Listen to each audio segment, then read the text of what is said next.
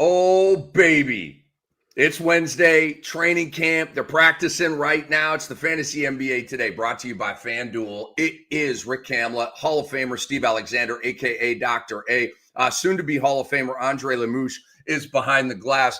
Dr. A, what's up, dude? Here we go. We got a ton of news. We got a cool show planned for the people. We're going to talk about the B150, my pop players. Are going live tomorrow on sportsethos.com. Dude, it's happening, man. The train has left the station, Dr. A. Dude, activity is picking up. I turned in my guys column to Andre last night. Dude, early. I thought you were a procrastinator. It doesn't come out till next week. I am a procrastinator, but I had some time last night. There were no sports on that I cared about. I had the baseball games on and decided to crank it out. Now, I got a text from Bob Nastanovich, my boy, 10 minutes ago that our draft is October 15th. I'm fired up about that. I think Brewski, now that the B150 is done, is probably going to be rolling out the 30-deep draft any day now. And preseason starts tomorrow. So let's go. I believe it's Boston and New York. I believe it's an NBA TV game. I think I saw that. Philly plays. Maybe it's Philly, New York. It was an Atlantic Division thing. I couldn't remember the exact New York. So we won't get to see Joel Embiid. We won't get to see Paul George. Be a mess. No Jared McCain, but Edgecombe will be on center stage in that game. These preseason games are huge, man. I don't know if you guys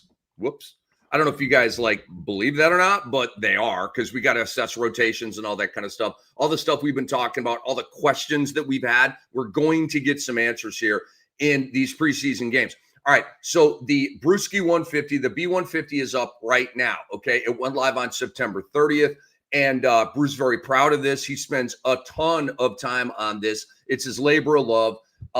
It's his holy grail, and it's out right now, and it's a super valuable tool for you guys to beat ADP, to get a bunch of value in your draft, and to get your team off to a phenomenal start. Obviously, you've got to make moves throughout the season to complete the deal, and we hold your hand through that whole process. But this is the B150 right now. You've been waiting on it. We've been teasing it, talking about it all summer, and it is live right now. Ethos 360 subscribers, and please go to sportsethos.com. Whip out your little debit card and spend a little money, and we're going to help you make way more money than you spend with us. And then, Doc, tomorrow my pop players go live on sportsethos.com. I'm excited about it. I know you're excited about your My Guys. It's a project that we sort of with our brains and brainstorming work on for weeks, right? And then you condense it and you write it and you publish it. There's 3 segments in the article, Doc. Pop stars, which are big time guys that I expect to take a pop this year, right? And we talked about a lot of them. Not going to mention them now. Go to sportsethos.com and you'll be able to read the article. But 5 pop stars, 6 about to pop stars. Those are guys who are right there and think they're going to make that huge pop this year and really take their game and their reputation and everything to another level. And then I've got deep fried poppers, which are probably like 80 ADP and beyond, right? They're kind of deeper in the draft, guys. I've got 7 of those. So I've got 18 pop players for y'all, and I'm excited about it. And it's really going to help you guys out because it's all about finding value. It's all about beating ADP, and this will help you do that. But last year, Doc, I missed on one guy. I looked back at the article and I was like, gosh dang, holy cow. I missed on one guy. Do you want to guess who that one guy? Go back to preseason last year. Who was I high on, dude? That beat me up during the regular season. Was it Zion? It was Zion. He was in the pop stars section because, he's already a star level player, but I saw a pop from him last year and he played 30 games. So that wasn't the pop I was looking for, but he's the one guy I missed on.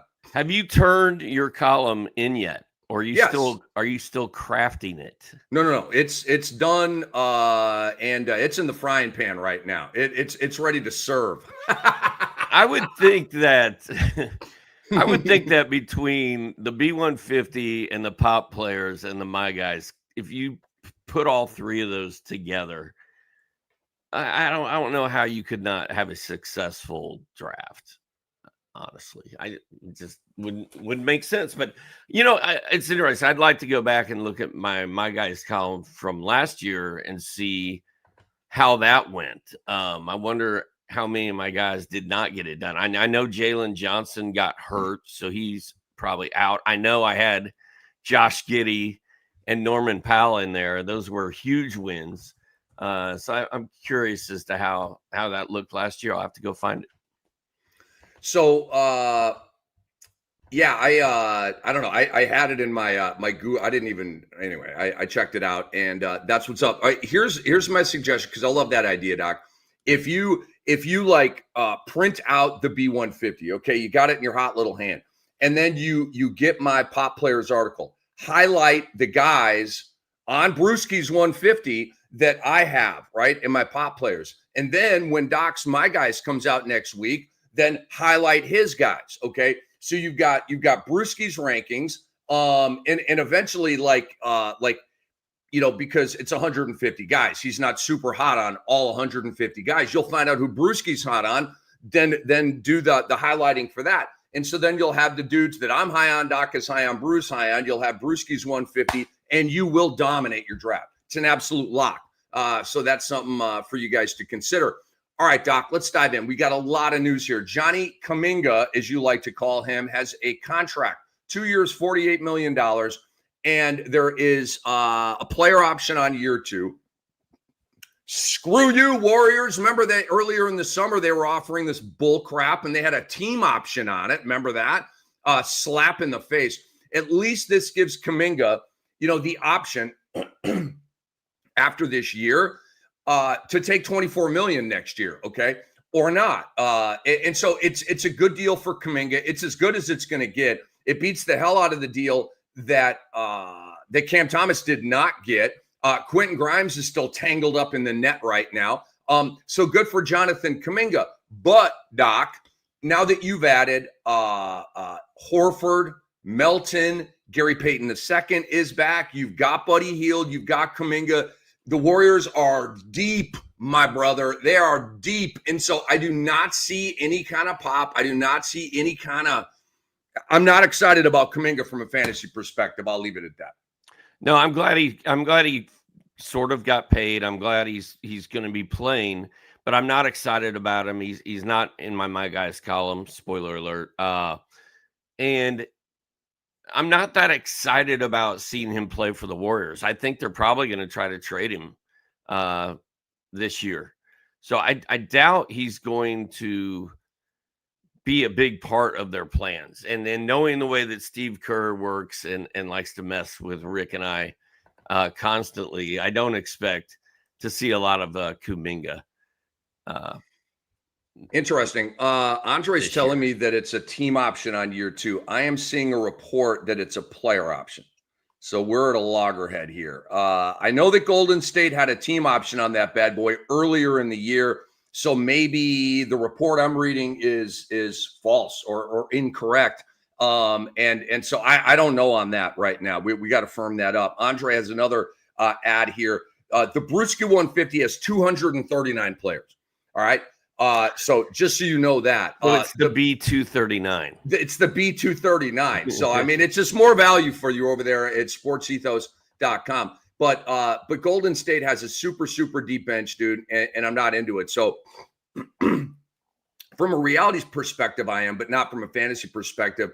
All right, Seth Curry signed with this team. He got dumped by Charlotte. They had a huge numbers game. They had just way too many guys. Got rid of Nick Smith Jr. He's now with the Lakers on a 2-way contract. Who cares? He'll be in the G League this year, hanging out with Bronny. And Seth Curry is now with his brother Steph in Golden State. And Seth Curry can still play, Doc. And obviously there's not a huge fantasy takeaway here. But it's pretty cool, right? Steph's going to be playing with his brother this year. Yeah, That's kind of a cool story. I always like it when brothers get to play together. You know, the movie Step Brothers. I have a brother, Gary. You have a brother, infamous brother. Where you guys got that right? Holy cow. You guys destroyed each other when you were kids, and my brother and I beat the crap out of each other when we were kids. And if he was playing in the NBA or Major League Baseball, and I got to play on the same team with him, I'd be psyched. So it's just, those are cool stories. Yes, they are. Shams reported that it's a team option. Thank you, Andre. So these, and I won't say the source that gave me bad information right there. AI. But dude, AI keeps taking L's, dude. I'm telling you, Doc. I'm telling you right now, dude. Shouldn't AI be getting more and more reliable, not less and less reliable, right? It's 2025. It's a technology age. Shouldn't AI be getting better and not worse? AI, you suck. You suck. I'm waiting for the day that AI dupes you and makes you think that a video you're watching is real. And then you run with it and then find out later it was all AI and fake. And then you're going to lose it. You're going to lose your mind. I love it, man. I love it. It's going to happen to all of us eventually. It is. It is. We got some LeBron James news here, Doc. He has a nerve issue in his glute, which is his butt. Unavailable when the Lakers open training camp on Tuesday. So here's what JJ Redick had to say about this. Where does the quote begin? It'll be a slower process with him leading into the first game. He's obviously got 22 years so far of wear and tear on the body, and he's dealing with a little bit of a nerve irritation in the glute. So we're just playing the long game with LeBron. I'm not really super psyched about this, Doc, because I believe, like, I've had some kind of a little hip thing too, and it's just nagging, right? But it's a buzzkill, dude. And like, if I jump, okay, right now, if I jump, I feel it. Right. There's just a little, there's like a little thing in my glute, and it feels like a nerve thing. So I just don't like it. It's nagging. It's been with me for a while. I mean, I'm not trying to complain to you guys. I'm not seeing a doctor about it. It's not that big of a deal. But for LeBron James, right? Old, running, jumping. He's got a huge body, right? I mean, I'm not sounding alarms. I'm not changing my rankings about this. And I do have a joke, Doc. So this will now be the injury that LeBron James is questionable for every game with during the season, right? Because LBJ is questionable for every game, and it'll be glute. You're right. And I'm not too worried about it either. I mean, honestly, if I'm JJ Redick and I'm Lakers management, I don't even need LeBron to do anything in training camp. I don't need him to do anything in the preseason. We know he takes care of himself. We know he's in shape. We know he knows the drill. He knows how to play. Like, I really don't want him playing or running or working any more minutes than he actually has to. And if they're talking about this injury when the actual season starts, then I will, the alarms will go off, and I'll be like, maybe I should not have been going all in on LeBron this year, but I'm not going to let this stop my excitement about him and the Lakers. I think he's going to be, I think he's going to play in 72 games again, regardless of this injury. Got his Hall of Famer, Dr. A. I'm playing it straight with LeBron right now. I'm playing it straight with Sarr. Who else am I playing it straight with? I'm not playing it straight with De'Aaron Fox. I'm dropping him. But, it's one, like, if we get some more bad news on LeBron, okay, we can. But this is, all right, it's irritation in the glutes, the very beginning of training camp. I'm just not at DEFCON 1 yet. I'm at DEFCON 10. I don't know. All right. Teron Lue confirms that Bradley Beal will be the team's starting two guard. He's coming off of an injury. No. And he's limited to start training camp, but he says he feels good. He's on track to begin the season. So we were looking at the sixth man of the year odds, weren't we, Doc? And Bradley Beal was relatively high on the sixth man of the year chart, right? And you and I were like, how? Why is he even on there? How is he on this list? Like, Vegas, get your act together. So, I mean, this clears that up. It was never in doubt for me. But it was kind of interesting to see him on that six-man list. Dude, he didn't go to LA, right? He had other options. He didn't go to the Clippers to come off the bench, dude. Come on. He did that in Phoenix. He didn't like it.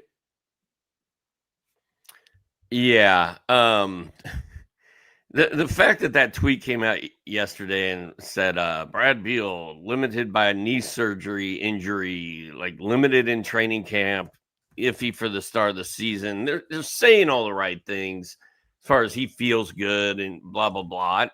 It's Brad Beal, man. He's going to be playing on one leg again all year. He's not to spoil anything, but he is a fantasy villain, Rick. He is. We're going to be talking about fantasy villains later on in this show. Here's a little Tyler Hero update.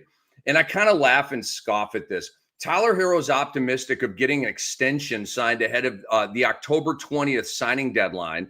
According to the South Florida Sun Sentinel's Ira Winderman, my boy, he said, I expect to get something done. This is just interesting to me. Okay. He's looking for 3 years and $150 million. I know he's coming off a career year in all of this, and Miami's probably going to give him the money, but he's under contract for 2 more years.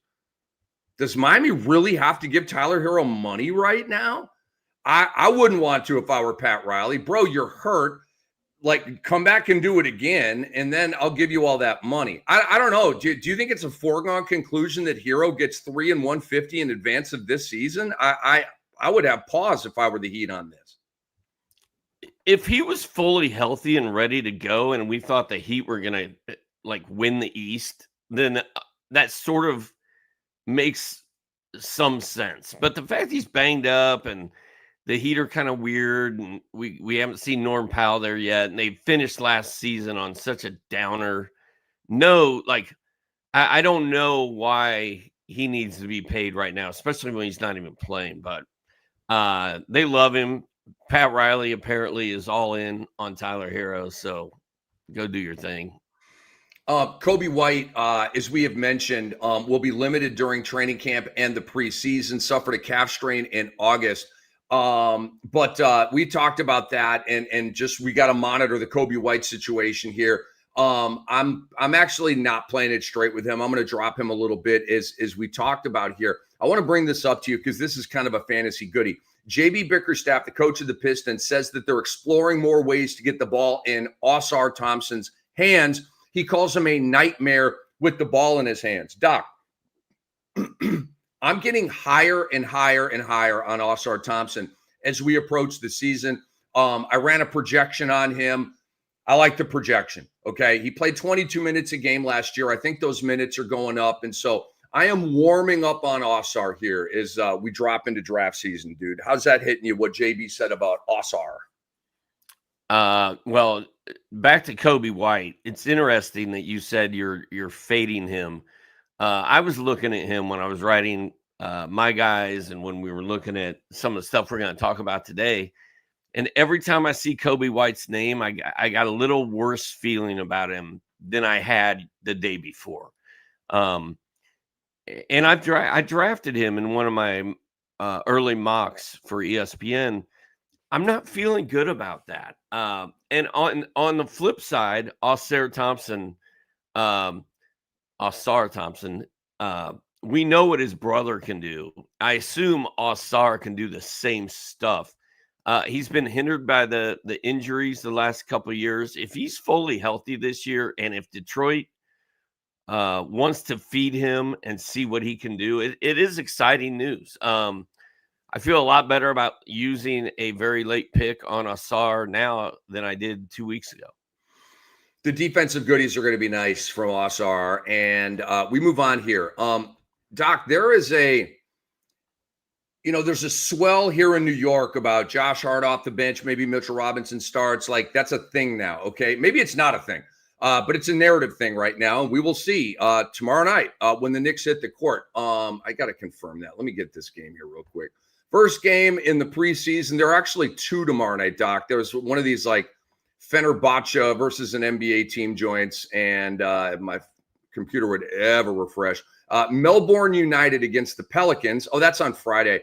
Tomorrow it's Sixers and Knicks from Abu Dhabi. This is probably a daytime joint. Ooh, that's a nooner on Thursday. That is a nooner. We have live Thursday. NBA basketball at noon tomorrow? At noon. High noon. Boy. High noon, brother. High noon. Huh. And then we get this thing going. Okay. So let's go up to Portland for a minute, dude. Jeremy Grant said, "I really don't expect that" when asked about coming off the bench. Okay. Josh Hart was asked about it at Knicks Media Day, and he gave that answer. I'm a starter in this league, but whatever they want me to do. He doesn't sound real psyched about coming off the bench, honestly. I know he'll be a team guy and all that kind of stuff. Jeremy Grant, boy, just off the top of my head. Wait a minute. Damian Lillard is now a Blazer, but Grant still may be higher paid than Dame. But Grant obviously is the highest paid Blazer. Actually, they have Drew Holiday too. Okay, check. He's one of the highest paid Blazers. How about that? But Doc, that doesn't guarantee him of a starting spot. So to me, the pivot here, Denny Avdia is starting. Toumani Camara is starting. Okay, I think that's in stone. And Klingon is going to start. And I think Drew Holiday is going to start, especially with Scoot Henderson hurt now. That there's no doubt about that. So to me, it's Grant or Shaedon Sharpe. And Doc, if we see that Shaedon Sharpe is starting in the first Portland preseason game and Jeremy Grant's playing 18 minutes off the bench, bro, it's Sharpe season, dude. Yeah. And I mean, I think you and I and probably most of our listeners agree that the Jeremy Grant signing in Portland and the fact that he's in there clogging things up for these kids, he's the new Chris Middleton. He's the new Tobias Harris. Get out of the way. Let the kids play. Go trade him to a contender where he can actually help a team win a championship.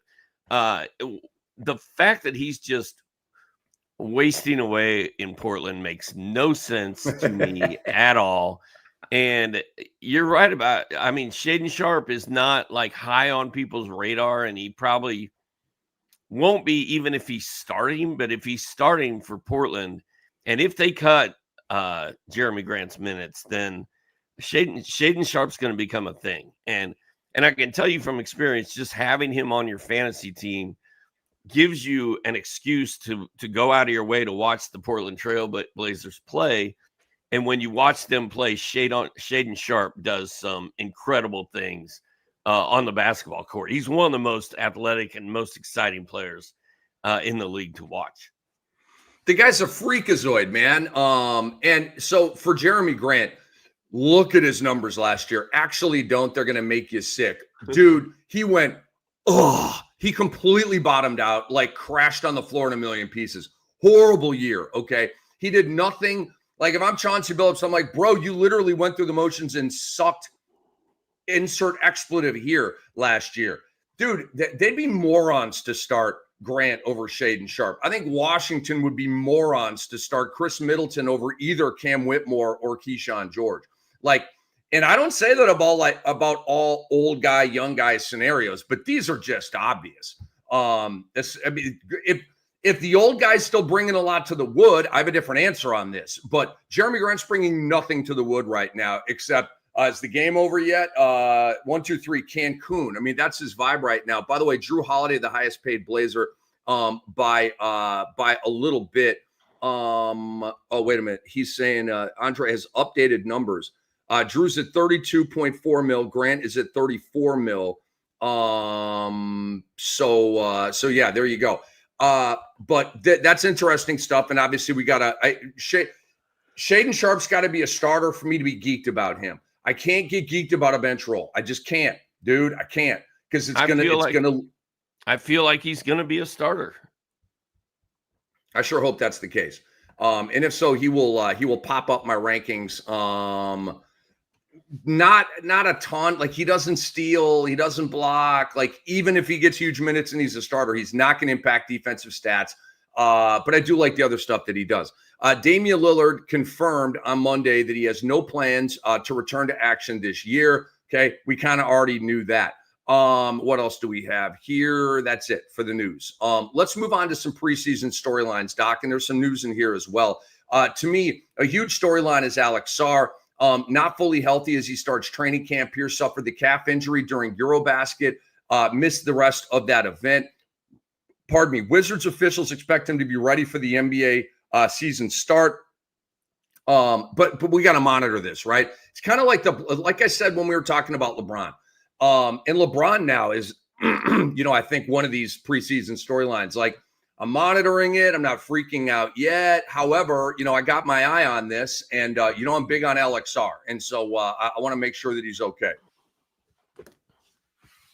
Yes, sir. I'm not panicking on LXR. I still think he's should be drafted where you were going to draft him originally. The fact that they think he's going to be ready for the start of the regular season, great news. But it's just something to keep an eye on. I mean, it's not going to take much for some of these guys, Brad Beal, LeBron James, to tweak something that's already injured in a preseason game or in a practice. So news is going to be flying, man. Like, there are guys that are going to get hurt in practice. There's guys that are going to get hurt in preseason games, and it's going to be a domino effect. So our lists are living, breathing documents, and they're going to change between now and October 15th, when I'm actually drafting a real team with money on the line. With money on the line, folks. It is the Fantasy NBA today. I am Rick Kamla. He is Hall of Famer Steve Alexander, a.k.a. Dr. A. Big announcement for you guys here. If you're watching on Twitter, we love you. Thank you, and welcome to the show. We will be here all season long, dominating fantasy basketball, and you're going to be doing it right along with us. Not all of our episodes are available on this platform, so make sure you subscribe to the Fantasy NBA Today podcast feed or wherever you listen to your podcasts. And we would also love it if you subscribe to our Sports Ethos YouTube channel. D'Anthony Melton, we have a note on him, still in the late stages of ACL rehab. The Warriors anticipate he will miss the early portion of the season. Just wanted to give you that news. There's not really a fantasy takeaway to that. You know what, Doc? I want to talk to you quickly here about Golden State. I am reading, and if Andre corrects me, he corrects me, but I am reading that Al Horford is trending towards starting for this team. That's why they wanted him, the floor spacing, the rebounding. He's a rugged player that can guard bigs. I mean, he's a bigger player than Draymond. And so I have changed my Golden State depth chart, Doc. I've got Horford starting, which obviously boosts his value. Then Draymond Green at the 4, Jimmy Butler at the 3, Brandon Podziemski at the 2, and Curry at the 1. My linear depth chart goes at center, Quentin Post and Trace Jackson Davis. Power forward, Kuminga and Alex Tui, who is a rookie, 52nd overall pick. Buddy Hield is the backup 3. Okay, and then I had Melton, but I will switch him out and put Moody in there. The point is, Doc, and I have Gary Payton the second behind Steph Curry, and I know he's not a point guard, but they just kind of rock it that way. So I'm going to put Moody back at backup 2 right now, and I'll put Melton on my 3rd string. But my point is, Doc, Moody to me is going to fall from the ranks of a starter and could eventually fall to the 3rd string. Is that crazy? Or because the Golden State is deep, bro. They got 11 guys. And one of those guys ain't going to be in the rotation. I just watched you make that move with your depth chart. You were copying and pasting players and moving them around live on the air, sponsored by FanDuel. And you were doing it while you were also speaking to the people. And you can multitask. I guess I did. I proved that I actually can. Right now. Oh my God. I'm sitting here. A lightning bolt just hit me. I can multitask. I need to stop limiting myself. Your Google Doc spreadsheet depth chart, and it's actually beautiful. I'm starting to understand it now too. Al Horford starting, it's kind of a big deal, right? I mean, go ahead and throw him in the mix of centers you can get late that are good players.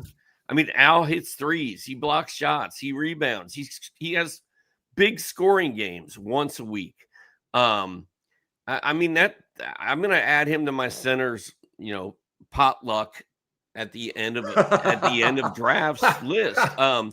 And he really can't afford to play every other night in Golden State like he did in Boston, because all they got is Quentin Post and Trace Jackson Davis to back him up. They don't have Porzingis or Cornet, the guys that Boston had last year. So I do think this is kind of big news for Al Horford. It's bad news for DeAnthony Melton.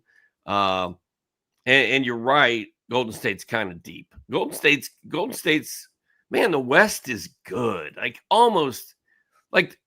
There's all these teams in the West that are really good. And then you've got the 4 crappy ones at the bottom. I mean, you feel like Phoenix is going to be a lot better this year. They might be. It's going to be the Wild West for sure, man. Indeed, man. Golden State's going to be a factor right now. Considering what San Antonio has going on with the Fox thing, it's Golden State's got a better roster right now than San Antonio. They just do. It's deeper. They got vets that know what's up, but I'm not like giving up on San Antonio. I'm just kind of like, I got to forget about like my feelings about Steve Kerr and just evaluate the team. I like their roster. I do. I like Golden State's roster. I think they've done good work out there. All right. We're talking about preseason storylines here. Doc, will Luka Doncic's ADP rise? And I know this is kind of weird. It's not like tracking an injury or a rotation or something like that, but he continues to be, Doc, drafted at 5. Behind Giannis, behind SGA, of course, behind Jokic and Wemby. I just vehemently disagree with Luka over Giannis. I vehemently disagree with this. And I'm just going to continue to pound the gavel on the judge table about this, dude. But I just checked again last night. ADP, Giannis is 4, Luka is 5. So I want to see at some point in this preseason, as we track ADP all the way up to the start of the season, does Luka ever overtake Giannis? It doesn't appear that he's going to. This has been static since ADPs began about a month or so ago. I hope he doesn't. I want to get Luka at 5, man. If I got Luka at 5, I would throw the headset off and start running around my office in circles. I do the Reggie Miller hop dance after he pushed off on Jordan. Luka, in my opinion, and your opinion, should be going number 2. We've vetted this. We've had all summer. That's the thing, dude. You and I talk about this every single day. Like, we talk about NBA basketball basically, 5 hours a week. For an hour a day, we talk about it. And I feel like I'm more dialed in going into this season than I've been in a long time. Because, we are just in it every day. And to you and I, we look at this and we see Luka as number 2 behind Wemby, and he's better than Jokic from a fantasy standpoint because of the threes. The fact that the people are taking Luka at 5, that's awesome for when you and I head into our drafts. Because if we get the 5th pick and Luka somehow falls to us, we feel like we just won the lottery. So I'm fine with him staying at 5, but he shouldn't be there. I don't understand. This is counterintuitive to me because everybody loves Luka, right? Everybody's wanted to give him an MVP, right, Doc? Every year he starts, he's like the chalky favorite to win MVP. Like, everybody loves Luka, right? And so now that this is when you should really, really, really be loving Luka, right? He's on the Lakers. He's got his body in shape. He's all pissed off and serious now. Like, this is everything that I've been clamoring for is happening. Okay. And Giannis is just entering another year with Milwaukee. There's nothing special about this. They're not winning anything. There's nothing to go for. Okay. They rescued the team with the Lillard buyout. The Miles Turner addition was huge. A great ad, right? I see it. I like it. You don't have a point guard. Like, they're not doing anything significant. If they're top 4 in the East and they win a first-round playoff series, Doc Rivers needs to be given an award, okay?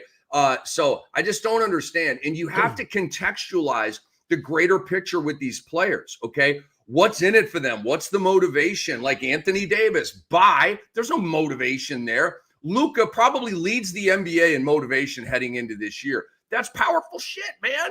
That you can't just discount that, okay? The motivation game, huge advantage, Luka. There's no motivation for Giannis. Another year in Milwaukee, big deal. All right, let's move on. Doc, we're talking about preseason storylines here. Is Jaden Ivey popping? I want to see, because we just talked about Ausar. We're high on Ausar. I want to be high on Jaden Ivey, but I'm not right now. Okay. Pretty good numbers, Doc, when he has played. Got to give him credit. About 18, 4 and 4, right around a steal. Not really a 3-ball guy yet, but like I see him, I liked him in college. So I'm psyched to watch these preseason games, and I want to see him popping, right? Getting on a heater, hitting 3 in a row, and like making an impact, and not just kind of being out there and being quiet. So Jaden Ivey's the guy I'm going to be watching for here in the preseason. Detroit was very successful last year with Jaden Ivey in a wheelchair. Ausar Thompson is supposedly getting the ball more. Like, those two things do not excite me about Jaden Ivey. You and I have talked about Jaden Ivey. We watched him play at Purdue. We love this game. He's like such a dynamic scorer and such an offensive weapon. But I feel like he's just going to be filling in. Was it Malik Beasley from last year? He's going to be filling in that Beasley hole. And Beasley was fun and cool, if you picked him up off waivers or got him in the last round of your draft or whatever. It kind of feel like that's what Ivy has a chance to do. I do not see him popping, so to speak. But he's got talent, man. I mean, anything is possible. But I don't see how they're going to make more room for Ausar to get the ball and feed Ivy enough to make him really pop. It's a great point. Football coaches do this a lot, Doc, right? We got to feature him. We got to they say that about every guy on the team, right? So like, okay, so who's the priority here? And then a lot of times that stuff is just media fluff that never really comes to fruition, right? It just sounds good in a press conference. Maybe that's that. It's going to be hard, like you said, to get the ball in Ausar's hands more. It's a Cade Cunningham team. You do have Jaden Ivey. So I bet you JB Bickerstaff also would like to get the ball in Jaden Ivey's hands a little bit more. That Tobias Harris is going to pad it a little bit, and they're going to be lobbing it up to Duren. So my point here is, and we'll move on. I'm not like fading Ivy. I'm not asleep on him, but I'm also not psyched about him. He just kind of lingers out there. But I'm intrigued, and I want to see him pop in the preseason, and that could change my perception and get me more excited about him. And let's not forget that Karis LeVert is still there, right? And Duncan Robinson. I mean, those guys are going to need touches too. And Karis LeVert plays a lot of minutes everywhere he goes. And Ron Holland. And Marcus Sasser. So, yeah, it's going to be tough for Jaden Ivey, I think, unless he's getting like 29 minutes a game, which maybe he will. I don't know. JB Bickerstaff hates Marcus Sasser. Hates him. Guys, we say that as a joke. If you're just joining us, it's just a joke. It's one of our lines here. We're not hate guys at all, but it's just funny to us. Like I say, LaMelo Ball hates basketball. It's jokes. We got to keep jokes alive in 2025. I know cancel culture does not want anybody joking anywhere on planet Earth, and cancel culture sucks. Okay, so we're going to tell some jokes over here. But yeah, Doc, let's move on here. I want to talk about Reed Sheppard. Probably should have led with Reed Sheppard here as we talk about preseason storylines. Doc, I'm not sure there's a bigger preseason storyline in fantasy basketball than Reed, MF, and Sheppard. Okay. Did he sneeze? Did he fart? Did he turn an ankle? Did he score 30? Is he stealing the rock? Is he popping threes? Does he have the ball in his hands as much as Amen, more than Amen, less than Amen? Dude, this is the good stuff here, man. I can't wait to clock Reed Sheppard. I mean, Houston's fun to watch anyway, but I mean, these preseason games and feeling out and figuring out what they're going to do with Reed Sheppard is super important and super fun. And I don't know if he's one of your pop players. He may or may not be one of my guys. But I will tell you this. You came in when Fred VanVleet got hurt, you came in like, Reed Shepherd is taking over the world.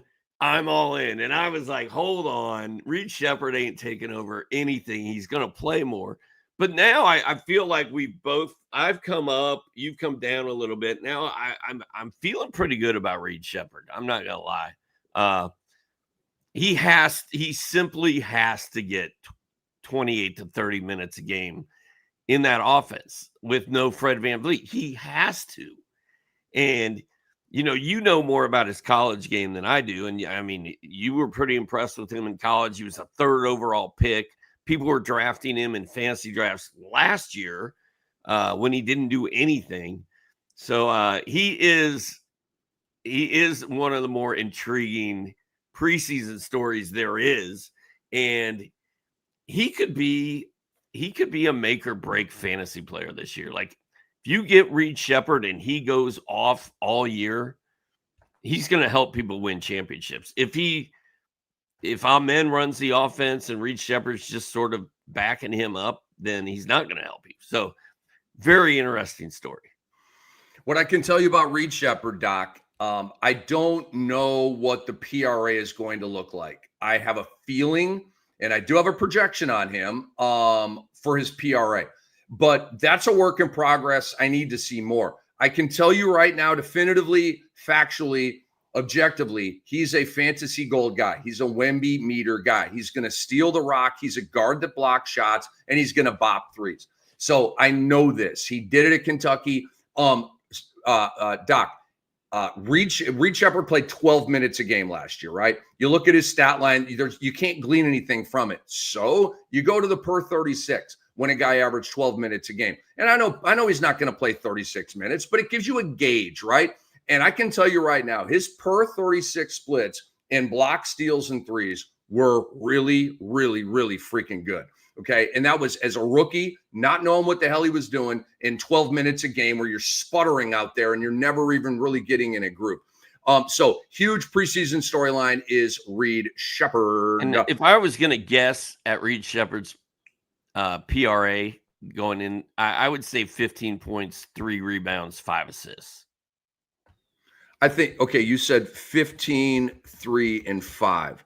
I'm very, very close to that. I think I'm down a little bit in points. I think I might be up one dime, and I think I may be up one board. But we're right there. We're within one probably on all of those. Yeah, it's Reed Shepherd, baby. I can tell you this, dude. If he has a banger of a first preseason game, his ADP is going to spike. It's going to go crazy. Okay. So anyway, we'll be tracking it, but that's a big preseason storyline. Doc, I want to go back to Anthony Davis. Okay. He had the eye surgery. We talked about the Kareem goggles and all this kind of stuff, but I want to see, I want to feel him. Like, is he going through the motions? Where's he at? So I think that's a preseason storyline here. What is Anthony Davis doing? Is he playing 20 minutes and putting up a killer preseason line because he just can't wait to play this year with the Mavericks? But Anthony Davis, to me, his ADP is 7, Doc. 7. Okay, 7. So at number 7, you have to nail that pick. That's way too risky for number 7 for me. Okay, so for everybody else that's like wanting to draft Anthony Davis, I would recommend not to. But if you're just like, Cam, I'm doing it anyway, watch him in the preseason. Okay, to me, that's a big preseason storyline. Yeah, good call. At 7, I'm taking Cade or Ant. I'm not taking Anthony Davis at 7. I don't like the fact that Dallas doesn't have Kyrie. If Dallas had Kyrie Irving, and if their centers were fully healthy and they were full going into the season, you might be able to talk me into Anthony Davis a little bit. But the fact that there's no Kyrie and the West is so stacked and so tough, Dallas is not going to make a ton of noise in the West this year. And I have a hard time believing that Anthony Davis is going to go full bore without his point guard to help them win. So the motivation, just like Giannis, another year in Milwaukee, and now Anthony Davis has his first year in Dallas. Now, I think when he plays, he's going to try because he doesn't want to let Nico down. And he wants to, prove that he's a really good player, and like the Lakers shouldn't have traded him, I think is what the chip that's going to be on his shoulder. But as far as going out there and trying to hurt people and win games, I just don't see him caring that much. So I'm nervous about Davis this year, man. It's 7? Oh, that's fantasy suicide to me, man. I mean, that's just I don't really want to win this year. I'll just take Davis at 7. I'll tell you what, a lot of people are going to be disappointed, Doc, when they say, "Oh, I'm busy. I got a dinner party," or "I'm going out to dinner with my wife or something and I can't make my draft. I'll just do the auto pick," right? And they're going to look at it, and Anthony Davis is going to be on their team because the contextualizers, the ADP beaters, which is us and a lot of our audience members, right? We know not to take Anthony Davis at 7. We're taking Cade, Trae Young, Anthony Edwards. I'd rather have Giannis, right? And so if you're drafting and you're at 7, right? You're going to go with one of those other guys. But if you're at 7 and you're on auto draft, guess who you're getting? Anthony Davis. Pack a lunch. Guess who else you're getting? Ivica Zubac. Good point. At an ADP of 28, yes, you are getting Ivica Zubac. Well, he's ranked even higher than that in the Yahoo and the ESPN rankings, I think. I mean, he's like second round guy. He's a second round guy, and if you don't set your queue or rank your players before your draft, and you're not going to be at your draft, you're going to get Anthony Davis and Ivica Zubac, and you're going to have a long year. Dude, so your first 2 picks, your first and second round picks are going to be Anthony Davis and Ivica Zubac. Draft your team. I was on vacation one time, Doc, and I spaced a draft. It wasn't like a big one. It was like I work associate. I can't remember what it was, but it wasn't like a bloodbath draft, right? It was just a draft, right? But I spaced it out, and I got auto pick throughout the draft, and so I did have some buddies in that league, and they called my nickname was Auto Pick Rick for a little while after that, which is so ironic. You know me, dude. I never auto pick a draft, right? I mean, I'm always drafting my team. I love a draft, right? I'm not letting anybody else do this for me, right? But I screwed up. I was on vacation and missed the draft, right? They started calling me Auto Pick Rick. I thought that was pretty funny. That is good, auto pick. A couple of years ago, one of the guys in my rock and roll league missed our draft, and the computer drafted for him, and he got all the old guys. He got LeBron and Durant and Anthony Davis, all these players. Or I don't think he got all 3 of those, but he got all the old guys that people were avoiding, and they all had incredible years, and he won the league. Like, he had all these big name old guys that everybody was scared of, and he ran the league. It was dumb. It was annoying. And we certainly aren't. I have 2 more preseason storylines here, Doc. I have 2 more preseason storylines. You remember that report about Jalen Green being the starting point guard of the Phoenix Suns? I want to see that. I want to see him in Booker and how that works and how that looks. Obviously, I'm very high in Devin Booker this year. I'm also high in Jalen Green. So, can Jalen Green get up to 5, 5.5, maybe approach 6 times? I don't really think so, but maybe. He's a young guy. We don't know yet. He hasn't been in this spot with a ball in his hands like this. So that's something I want to monitor is the point guard version, even if it's, because Phoenix, Doc, right? I mean, they didn't really have a point guard when they had Booker, Beal, and Durant. And they went and got Tyus Jones, and then he fell out of favor. And so you're back to not having a point guard. So they've been very weird at that position in recent years anyway, going from coach to coach to coach. So I anticipate that it's not going to be a true Rondo point guard type of deal. But I am curious to see what it does to Jalen Green's stats and how he and Booker work together. Well, yeah, and if Jalen Green is starting at point guard and he's actually playing point guard and bringing the ball up the court, that gives me a little bit of pause on Booker. Like, are we too high on Booker if Jalen Green's the point guard of that team?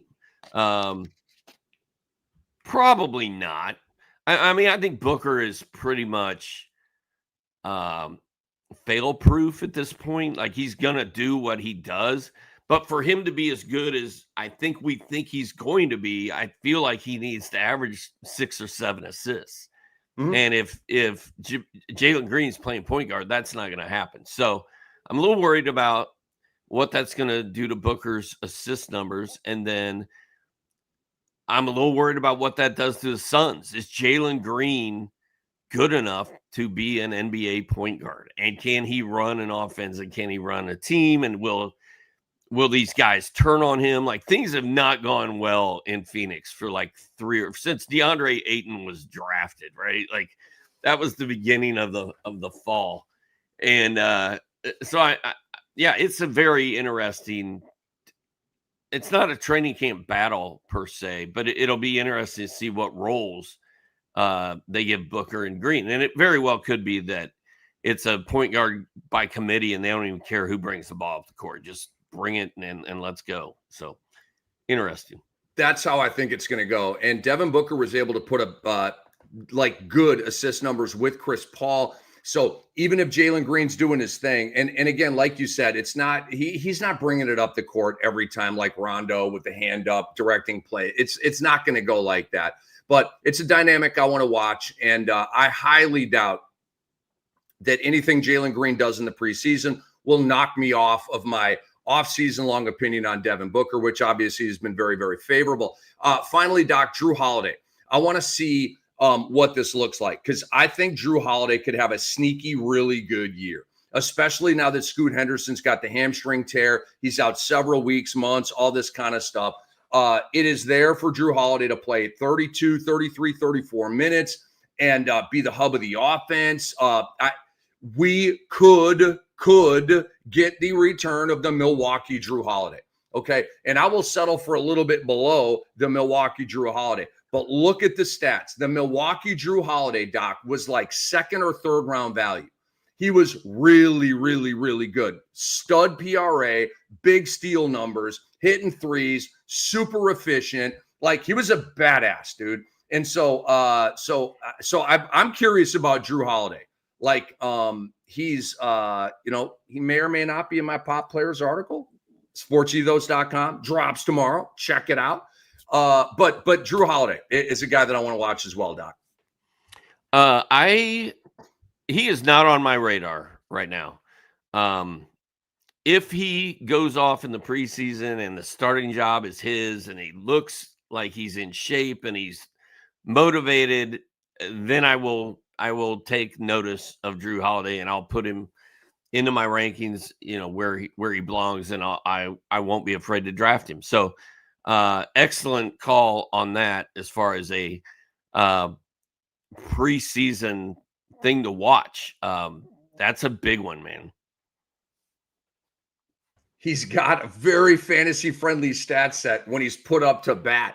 Boston put him up to bat for corner threes and defense. Okay, he was a 3-and-D guy.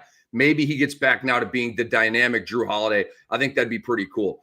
Hey, I want to tell you guys here that this is going to be the biggest season ever for all of us at Sports Ethos, and we have leagues for you to join and compete against us.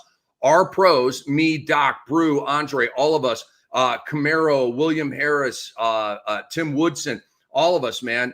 I think I'm missing. Oh, Mike Passador. All of us are going to be taking part in these leagues, man. And if you want to join our fantasy basketball leagues, email support@sportsethos.com, support@sportsethos.com, and it will go to Andre Lemouche, the great Andre Lemouche, and he will converse with you. He will treat you with kindness and love, and he will get you into one or many of these leagues, and we will all have a ball. This is one of those things, Doc. The answer is yes every time. Andres, hey Rick, can you draft on Tuesday night with all the Sports Ethos subscribers? Yes. Yeah, big yes. Let's do this. And let's play it out. Like these mock drafts that we don't play out, like I do them and they're cool, but like, all right, let's play it out, right? Let's get in the mud. Let's do this, man. All right, Doc, speaking about getting in the mud, let's move on here. We got 2 more segments in our show. We got Fantasy Villains, and then we got our FanDuel Futures portion of the show where we talk Wemby regular season specials. All right. I have 7 villains written down here, Doc, and they're cam vetted villains. They're on the dead to me list, but I also want to kind of juxtapose ADP, right? And I'm bringing their ADP into this to like amplify the villain, the boogeyman that they represent. It's October 1st.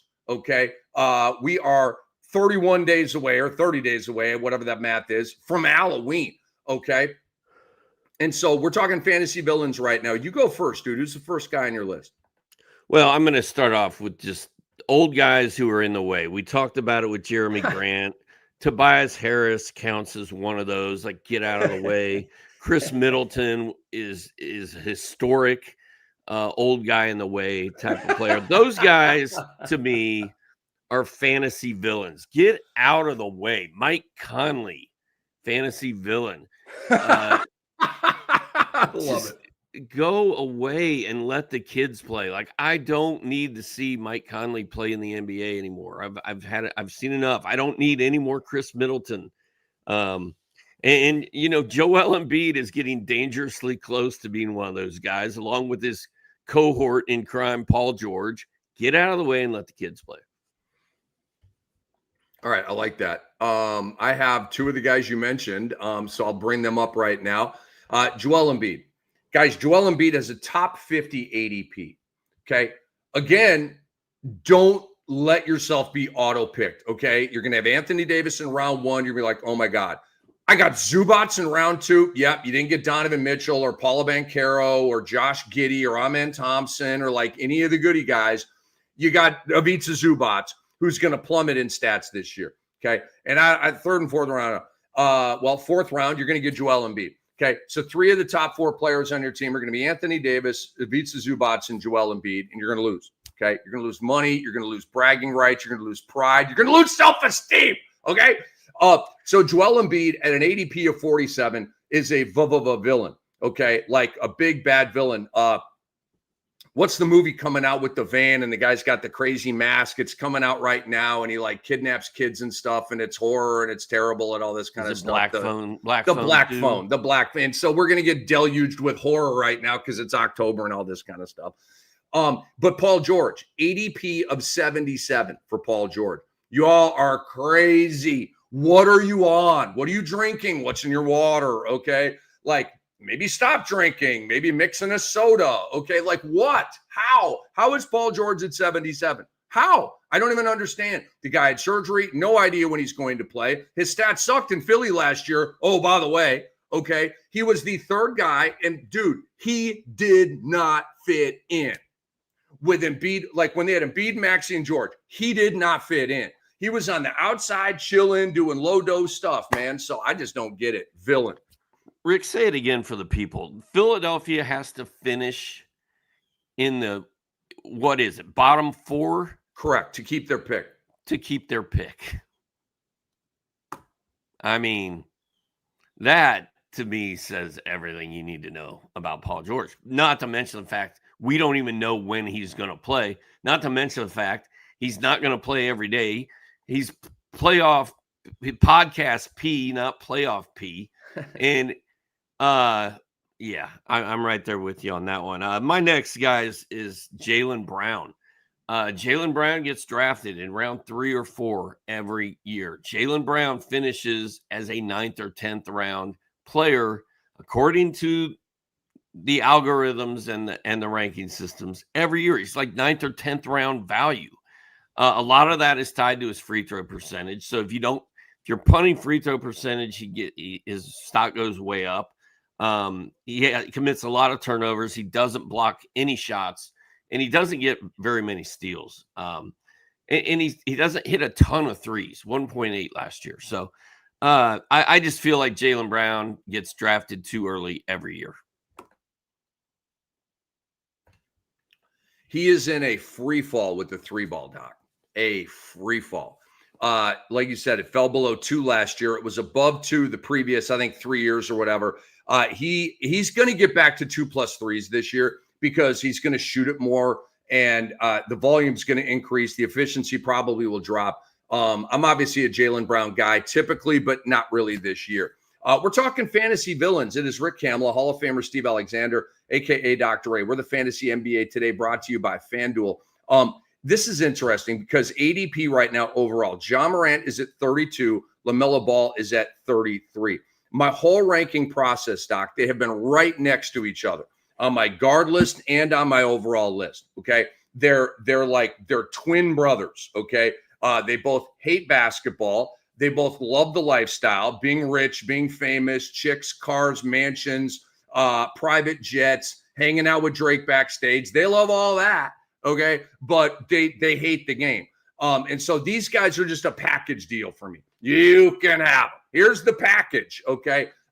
It's a package that you're going to return to Amazon because you're not happy with it, okay? Ja Morant at 32. How? What has he done to substantiate this ADP other than gunplay and hype and viral highlights? That does not win you anything in fantasy basketball. You need digits, and you need a guy that's going to play 70 games. LaMelo Ball is at 33. Okay, the stat line is gross. We know this. It's absolutely filthy, his stat line, okay? And he gives you that stat line in 40 games. And submarines your team, torpedoes your team. So those two, they're villains, bro. They're villains. Because, Doc, guess what? They're shiny, they're fancy, they're fun, they're young, they're sassy. Like, I bet you young kids love these guys, right? Like we're old, okay? We got gray hair. We've been doing this for a long time. The old wise owls, okay? What about a 23-year-old dude, right? What's he thinking? I love Ja Morant. He's amazing. I love LaMelo Ball. He's so good. Look at his highlights. He's got the behind-the-back passes and all this kind of stuff. Wake up. None of that stuff matters, okay? What matters is digits, black and white. That's what matters, okay? So these guys are going to be villains for those people that are like wowed by all the highlights, and you got to look under the belly, man, because the underbelly doesn't look good here. What are their ADPs, 32 and 33? Ja Morant last year played in 50 games, finished with 8th round fantasy value. Like, even if he plays, his fantasy game is not that great. Like Julius Randle, Jaylen Brown, Ja Morant, they're all overpriced, overvalued. They're drafted too early. And Julius Randle's on my list. Julius Randle gets taken in round 4, round 5, every single draft. Guess what? He's a 10th or 11th round value. Played in 69 games last year. He was like 120th. What's Julius Randle's ADP? I bet you it's like 40. You don't have to look it up. No, I got it right here. Julius Randle's ADP. I don't think it's quite as high. I'm going. Where the hell? Okay, 63. 63. So he's going 60 picks earlier than he probably should. So I guess Julius Randle was my next guy, and there you have it. There you have it. Zion Williamson's my next guy, ADP of 41. Again, wait, Rick. He was my next guy. You can't steal my guy. No, I'm just kidding. My next guy. At least I didn't snipe a guy from you in a draft, like I did with Matas Buzelis in the 3-man draft with you, me, and Brew, which will be played out and scored ably by the great Andre Lemouche. Still bothers me. Still not over it. Dude. So we bust balls, we talk trash, we're brothers, man. It's what we do. So I may be texting Doc like I'm watching League Pass and the homies Adam Ameed and Stacey King and bang bang bang, and I'm maybe, are you watching Buzelis right now? Is he's like erupting for a 23, 11, and 4 with 2 blocks and 3 threes and a steal. Let's go, Buzelis. Let's go. Okay, back to Zion, Doc. ADP of 41. People, sober up. Come on, you're better than this. 4th round for Zion. I can tell you right now, That was the round I drafted him last year, Doc. And I drafted him all over the MF in place. I mean, I had shares on shares of Zion. And literally a proud fantasy achievement of my life, okay?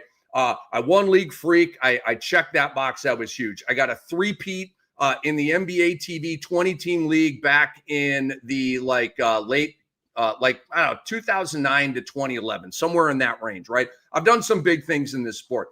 The fact that I won chips last year, despite drafting John Moran in round 3 and Zion Williamson in round 4, I won chips with those teams, okay? It was very, very, very difficult. It was an uphill climb all year. I needed luck. I needed super glue. I needed divine intervention, but it happened, okay? But, dude, they're back again. They're going to take Zion in round 4 again, Doc. Tell them. Zion played in 30 games last year. He was 9th round value. He shot 65% from the free throw line. And I know Rick doesn't give a rat's you-know-what about free throws, but 65%? Are you kidding me? He hit 0.13 pointers. He got 0.9 blocks. He got the numbers don't justify drafting him. 1.2 steals. I mean, it's just now. Granted, I've seen the pictures. Well, Doc, you're so high on Luka because he's all chiseled. You've seen how chiseled Zion looks right now, haven't you? But yeah, he looked like that last year too, supposedly. Man, I feel like Zion is like the Atlanta Falcons. You get excited about them every year, and then they break your heart every year. Oh, have you seen Zion? He looks incredible. He's going to be shooting threes this year. No, he's not. No, he's not. He's just going to let you down. He's 28-3. You know, it just is what it is. Now you're on 28-3. He's talking about the Super Bowl where the Falcons were up 28-3 on the Patriots. The Patriots with Brady came back to win it overtime. Oh my God. Oh my God. I was in Houston that week for that Super Bowl, Doc, with 92-9, the game, home of the Atlanta Falcons. That was the worst moment in Atlanta sports history. It was awful. Yeah, it was. The other thing that came to mind was Soren was bawling. He was crying so hard in the bar we were in. Go ahead. The other one was what? The Mike Vick thing. You know, like the dog fighting and he had to like go to jail and stuff because you know how much Atlanta loved Mike Vick. I shouldn't say loved, loves to this day Mike Vick. Yep. Like they just idolize him. And he was an amazing football player and did things that like Lamar Jackson's doing right now, only with more octane, right? He just had a little bit more juice, right? He was like the Tyreek Hill of quarterbacks. The guy was so fast. It was unbelievable. Had a rocket arm. Didn't always know where it was going, but the guy had a rocket arm. He could throw it the length of the field. One of the greatest physical marvels really in North American sports history. Anyway, let's get back to our show here. Fantasy NBA Today brought to you by FanDuel. Cam, Doc, talking fantasy villains. Lauri Markkanen, Doc, is up next on my list. And I have two more guys. He's literally next on my list as well. Well, you would think that, look, so me and Doc have it doesn't matter. Let's just talk about this. So Markkanen at 58. Okay, that means he's a top 60 player. That means in the 5th round, you're taking Lauri Markkanen. Why? Why would you do this? Why would you draft Lauri Markkanen over Trey Murphy or Brandon Miller? Those are just two guys that immediately come to mind. Why would you draft him over a Desmond Bane, over a I'll just stop right there. You get the point. Like, there are so many guys around Markkanen that they may be not sexy. They may be not your favorite player. They may not, right? They may not be in commercial, but they're just going to give you a kick-ass stat line, okay? Brand names don't matter. Sass and glitz and all, it doesn't matter. It's worthless, okay? What you need is digits. And Lauri Markkanen, Doc, we talked about this and had a laugh about this, I think earlier this week. Lauri Markkanen has never played 70 games in his career. That's an unbelievable statistic. And he played 47 games last year. 47. Utah tanks. He's going to play 47 games again this year. I think you said it 2 years ago. You're like, man, Lauri Markkanen ain't finishing the season. I am never drafting that dude again. And boom, he never finishes the season. And he's like 8th round value. Why he does not need to be drafted in the okay. All right, you go first with the next guy because I keep stealing your guys. I'm out of guys. That was it. The only one I got left on the list is Ausar Thompson. And the only reason I had him on there is because we keep drafting him too early and he doesn't play enough games. But we just talked about it on this exact show today. Maybe he's going to pop this year. Maybe he's going to play more games. Maybe he's going to be better this year. So I don't really feel like he's a fantasy villain. He's more like a fantasy victim of the blood clots, but he's just a guy I feel like people draft him too early. Like, take a flyer on Ausar at the end of your draft, but there's no need for you to reach to get him, I don't think. All right, my last guy here is Kristaps Porzingis with an ADP of 61, which means he's at the beginning of round 6, the end of round 5. Again, you're making a huge, huge mistake if you take Kristaps Porzingis. And the reason I put him on the villain list, it's like all these other guys. Maybe not Markkanen, right? But these guys are famous. They're hot button guys. They're viral guys, right? Porzingis has been a hype guy his entire career, going back to New York. And he's a big name. He's been an all-star. He's a champion. And so a lot of people, that carries weight with people. Again, it shouldn't matter at all. There should be no weight with that at all. It should be games played and stats. And his stats are great, okay? Nobody is going to deny that. Flirts with 20-10 every night. He's blocking 2 shots. He's banging 2 threes. I mean, it's the perfect stat set for your boy Cam. But he never plays. And I'm not going to say he hates the game. He's just one of these guys. Like Penny Hardaway didn't hate the game. Like the injury bug just kept hitting him and it didn't work, okay? But there are some guys that hate the game, right? And then there are some guys like Brandon Roy. He didn't hate the game. Brandon Roy actually loved the game too much, played on knees to the point where it was bone on bone. There was no cartilage left and he couldn't play anymore, okay? So there's a difference with a lot of these guys.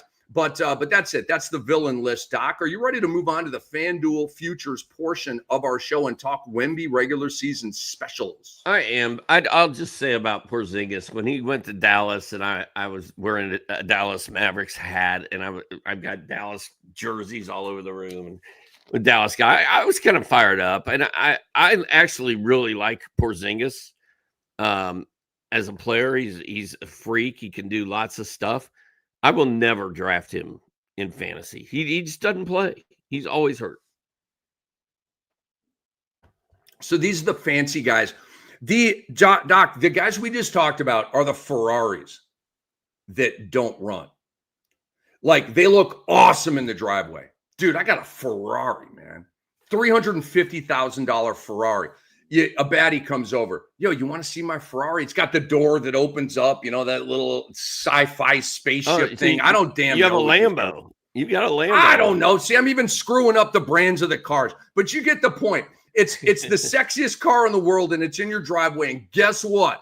You can't drive the damn thing because it don't work, okay? That's what these guys are. All right, on to Wemby here, Doc. Regular season specials. I'm going to give you these one by one. You tell. I've got 2 that I like here, and there are 6 of them, okay?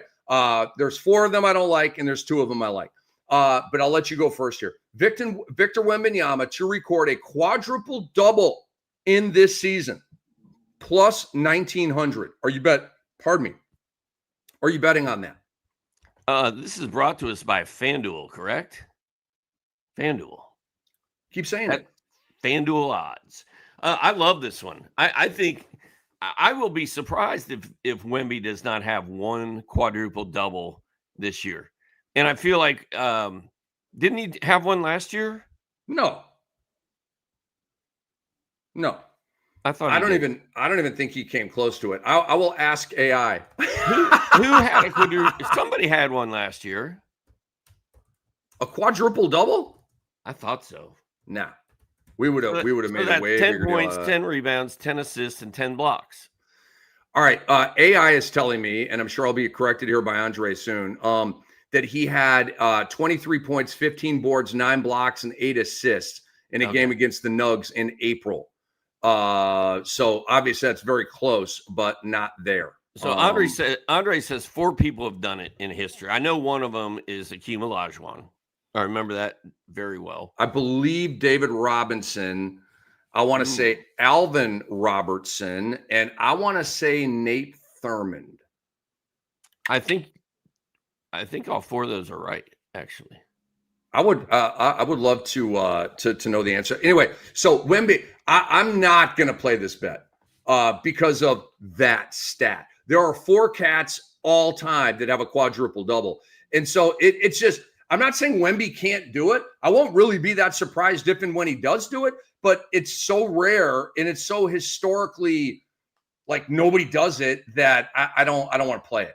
You know what I mean? I don't want to play it. So the odds are pretty good though. At plus 1900. All right, Victor Wembanyama to record a 5x5 in any regular season game this year. That's obviously points, rebounds, assists, steals, and blocks. To me, that's the Anthony Davis stat. Anthony Davis seems to be the guy that regularly does that. Maybe that's like the New Orleans Anthony Davis, but this one's a plus 350. And Doc, this one I like. I do think Wemby will record a 5x5 this year. I do too. I think he will probably have several of them. I think the plus 350 doesn't make it very exciting. That's why I'd rather do the quadruple double for plus 1900 over there at FanDuel. The quadruple double is my favorite one. And when he does that this year, your phone is going to blow up because I'm going to be bombing you. Good call on Nate Thurmond, dude. It was Nate, Alvin Robertson, Akeem Olajuwon, and David Robinson. Nailed it. This is it's like I knew that history because I've looked it up because I love that stat. It's a quadruple double. You know, I'm insane about all this stuff. I love that stuff. That's like really cool history. By the way, Doc, just random historical note right here. So Amen Thompson this year, right, has a chance. Pardon me. He has a chance. I'm not saying he's going to do it. Amen Thompson has a chance to average 2 blocks and 2 steals. Who's the last guy to do that? 2 blocks and 2 steals? Yeah. I'll give you a hint. It was in the 2000s. And it was not Sean Marion. I'll give you a hint. He started out in Sacramento and then went to Charlotte. Oh. It's my boy. I can't think of his name. Gerald Wallace. Yes. Doc for the win, baby. Gerald freaking Wallace, baby. That's another one of my favorite Gerald stats. Wallace. Me too, dude. Yeah, if I love, you know me, I love the block steal guys, right? Those are my favorite guys in fantasy ball, right? Gerald Wallace was the homie. All right. So let's move on here. All right. I do like the 5x5 stat. Victor Wembanyama to record a 6x5 in any regular season game this year. That's points, rebounds, assists, block steals, and threes. I like this one as well, Doc. I think he could go 6x5. This one's a plus 1,200. So I like the previous one, a plus 350. I like this one at plus 1,200. Do you also like this one, a 6x5 by Wemby? Yeah, I like those FanDuel odds of plus 1,200. I think, that one and the quadruple double are 2 that I would throw 10 or 100 on. And then how about Victor Wembanyama to record 5+ triple doubles at a plus 1,300? Are you touching that one? Probably not. That's a lot of triple doubles for a center. I know Jokic does it all the time, but I feel like he would either have to have 10 blocks or 10 assists multiple times this season, and I don't like that one as much. I don't like that one at all. I love the FanDuel odds, but I don't like that particular one. The next one here. Victor Wembanyama to score 50-plus points in any regular season game this year. This is chalky, Doc. This is even odds at a plus 105. They're telling you basically that Wemby has a 50-50 chance of dropping a 50 bomb this year. Are you taking that bet? Nah, probably not. Not for even odds. It's not worth it. He has one 50-point game to his credit, unless AI is screwing me around. No, I'm seeing an ESPN article here. Scores career high 50 in a Spurs win. So Wemby does have a 50. Now, the thing is, I don't like the odds on this one. It's chalky, right? If it was plus 200, yeah, I like it. I do. But because he's already had a 50 and he's Wemby, right? It's chalky. So I just don't like this. I don't like that one. Victor Wembanyama to score 55-plus points in any regular season game. This one's a plus 500, Doc. Added 5 points, added a lot to the payback here. 100 wins you 500. Are you playing Wemby to go 55 or more? No, sir. All right. So, ladies and gentlemen, we really appreciate you joining us here on the Fantasy NBA today. I want you guys to go to sportsethos.com. The B150, the Aaron Brewski 150, which is actually the 239, is there right now. It's live. It's up. Tomorrow on Thursday, my Pop Players article will go live, and you can read that and get into some of my secrets and some of my formulas and the guys that I'm high on and the guys that are going to help you win leagues. Okay. And download our app, the Sports Ethos app. I was on it this morning looking at NBA player blurbs, getting ready for the show here today. It's absolutely amazing. They're the best blurbs in the business, okay? Because I check other blurbs from time to time. We got the best ones, all right? So get our app. It's free, Sports Ethos app, and go to sportsethos.com.